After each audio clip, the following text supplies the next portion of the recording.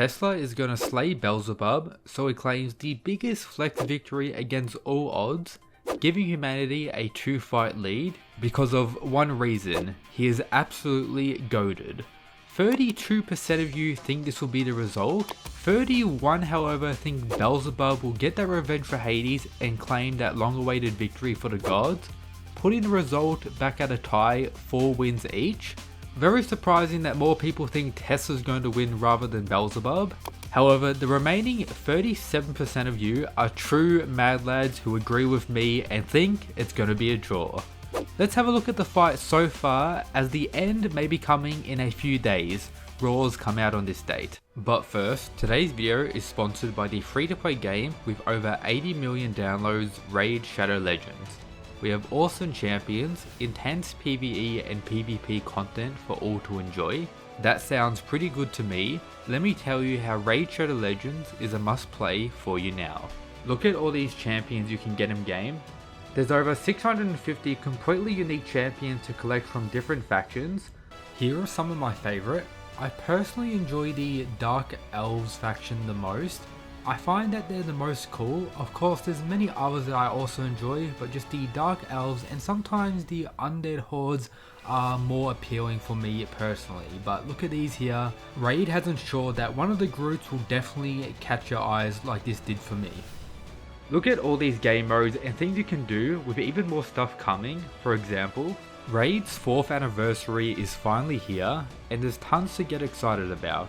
I'm talking dedicated offers, free gifts, promo codes, events, and a brand new fusion event where you guys can get your hands on anniversary themed legendary champions. Then you can take your new heroes into my favorite part of Raid, the PvE system, which is marvelous. Raid Shadow Legends continued updates have resulted in billions of ways to customize and build your champions, resulting in one thing: endless content.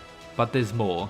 New players use my link or scan the QR code right here and get a free starter pack with this cool in-game loot.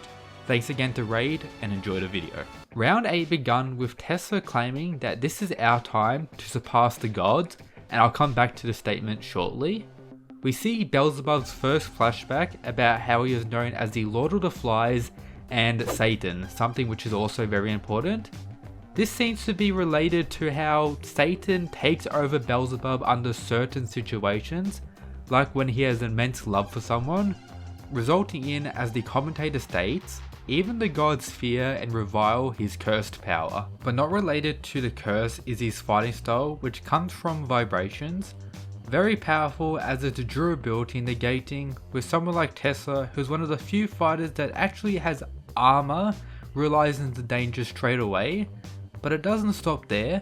His divine weapon allows him to create a shield and amp his other attacks, once again with vibrations. Take note the specific words it has on screen here.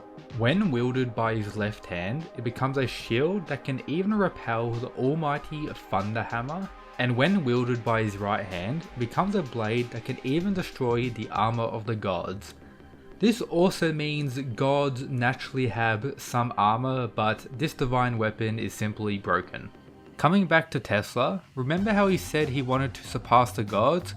Well, he created the cage or fly trap on Beelzebub and said, "You are no god, I am." Tesla truly be a mad lad at this point. Proceeding to teleport, so yeah, I'm guessing our boy Tesla can have that title as a god. The only way for Beelzebub to come back at this point is of course another flashback, this time with Hades and the origin of his staff, including having his fight with Hades, which of course he gets clapped in. This isn't peak Beelzebub whatsoever, as this was prior to him having his staff. He was most likely weakened from fighting all the other monsters before getting to Hades, and he wasn't in the best mental state as well. So for all sakes, this was nerfed Beelzebub, but Hades did kinda clap him and make Beelzebub respect him, even to now, where one of the main reasons Beelzebub is fighting is for the sake of Hades. Then we get this Big Bang, one of the strongest attacks in the series thus far, which will be explored in great detail when I drop my How Strong is Beelzebub. Just take note, Chaos is quite broken and may one-shot quite a few characters in the series thus far. Shiva. Prior to the fight, we learned that Beelzebub's overall goal is wanting to die, which makes sense considering what we saw in his flashback. However, Lilith wanted him to live, and he also wanted revenge for the death of Hades, which now results in this panel. So it's very clear Beelzebub isn't giving up in this fight whatsoever or going to let himself get killed. He's risking his life, yes, however he is going for that win and wanting to claim victory for himself and Aztern the god. And we also got little flashbacks here and there about Tesla.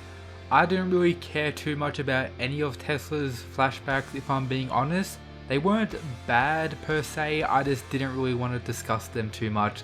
They aren't really that important to, I guess, the fight itself outside of Tesla's character, if I'm being honest. Now, before I continue, everyone watching to this point better make sure you're subscribed, it's greatly appreciated. There's also a Discord server for the channel where the chapter links are posted, whether it be leaks, rules, or the translations for any chapter of any series I talk about on this channel, so check that out, it's free to get in, link in the description. The breakdown of why I believe round 8 is going to be a draw is pretty simple. To make sure the following rounds are less predictable, for example, if Tesla was to win this round, for the tournament to even continue to show all the fights, the gods kinda have to win the next fight, so Tesla winning can't really be there, but his Mad Lad energy kinda wants me to see a draw. Beelzebub winning would fix the tournament, however that would also leave Beelzebub still alive, and I wouldn't really know his purpose in the story after this, unless of course Ragnar continues after the tournament itself. However, let's say Beelzebub does enter this Satan transformation before he takes over. He defeats Tesla. I don't really think Beelzebub is going to stop if he's taken over in that way.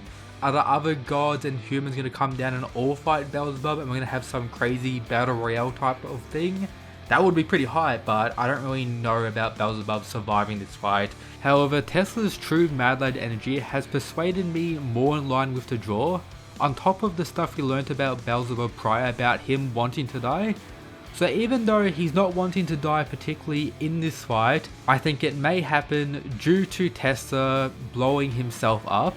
We learn in the most recent chapter that Beelzebub can't handle another Chaos attack. However, if he's pushed to the limit where Tesla's about to win, he may unleash it, and as a counter, Tesla may just blow himself up as well. He's used his last core within himself, so all the energy's there. That's a way I think the fight could very well end, and imagine the insanity if it was to end like that. Another thing to mention is, are we going to see the Satan transformation or the Satan takeover of Beelzebub? If that does actually occur, this could result in why Tesla actually sacrificing himself to take out Satan and Beelzebub on top of that, free him from the curse in some way as well. So these are the main reasons of why I think it's going to be a draw. It'll set up the next rounds for some insanity, and yeah, I hope you enjoyed today's video. Check out all the other stuff in the description. Shout out to the Mad Lads who support the channel via the Patreon, and that's it guys, peace.